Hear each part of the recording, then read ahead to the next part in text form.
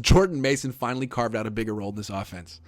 Just because everyone else either got traded or hurt.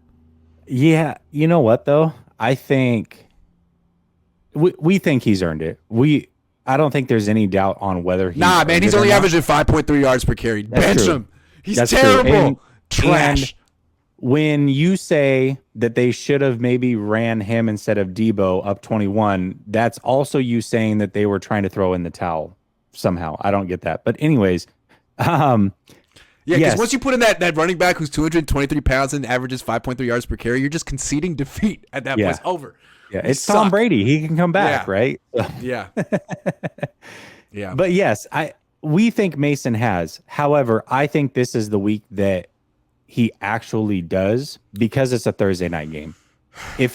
I would have my reservations if it was a Sunday game again because, Kyle can work around it and do whatever. Thursday night game means short rest. Obviously, we've talked about CMC. I would hope that he doesn't run CMC 20 plus times this week. This is not the week to do it. This is the week to let Mason go crazy. This is also a defense that he can go crazy against. They cannot stop the run at all.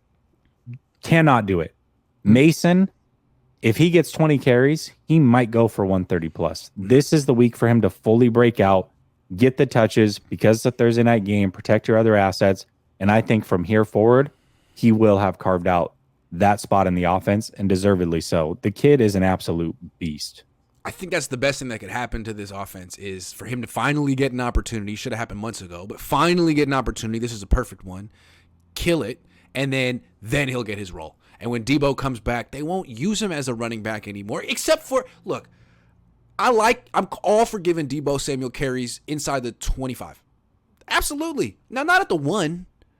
But, between the 8 and the 22, like the high red zone, yeah, he can score a touchdown. It's worth it.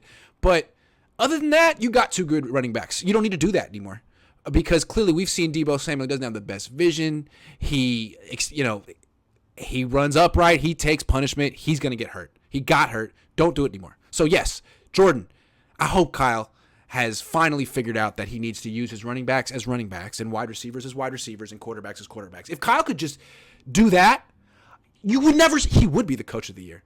But he's been trying to do this positionless football thing. It got Trey Lance hurt. It got Debo Samuel hurt. Hey, enough! You got running backs. You got wide receivers. You got quarterbacks. Just use them in their job. Win the Super Bowl. I think he could do it. I'm betting. I think what a fitting way for Mason to break out other than in Seattle. We're talking about the team that had beast mode, and we think Mason is kind of that. He's got beast mode tendencies. He does.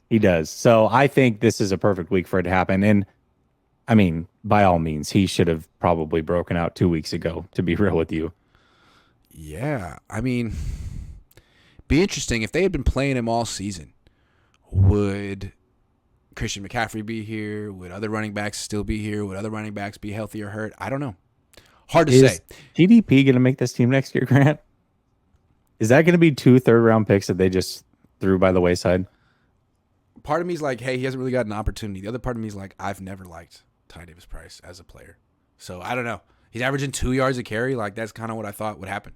When he ran even sideways make the on active roster. Yeah. So another reason that I feel like the trade for Christian McCaffrey was somewhat vindicated. Like if they hadn't had him, it would be Jordan Mason and Tevin Coleman. Yeah.